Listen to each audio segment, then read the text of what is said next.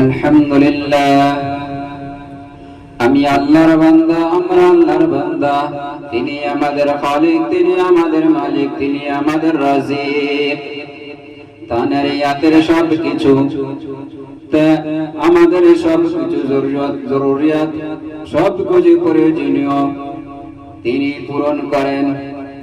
তিনি আমাদেরকে দেখভাল করেন। তিনি আমাদেরকে সৃষ্টি করেছেন এমন একটা দুনিয়ায়, যে দুনিয়ায় আমাদের অনেক কিছু প্রয়োজন হয়। তাই তানার কাছে সব কিছু দুহাত তুলে তানার কাছে চাওয়া। তানার কাছে না চাইলে তিনি রাগ করেন, তিনি অসন্তুষ্ট হন। তানার কাছে চাইলে তিনি সন্তুষ্ট হন। আমি যখন নামাজ পড়ে, নামাজের পরে দুহাত তুলে চাইব, তিনি মহান, তিনি রহমান, তিনি রহিম। যখন আমি তানার কাছে চাইব, তিনি খুশি হবেন, সন্তুষ্ট হবেন। তাই বলা হয়েছে কি, আমাদের যাবতীয় প্রয়োজনকে তানারই কাছে চাওয়া। নেককার স্ত্রী সন্তান লাভের জন্য একটি দোয়া আছে। সেই দোয়াটি নামাজের পরে যখন আমি আল্লাহর কাছে হাত তুলব, হাত তুলে এই দোয়াটি চাইব।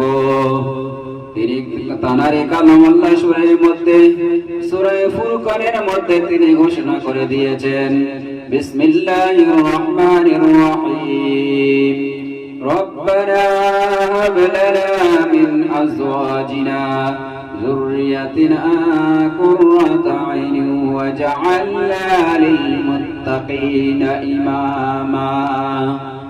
ربنا هب لنا من أزواجنا وذريتنا قرة أعين واجعلنا للمتقين إماما।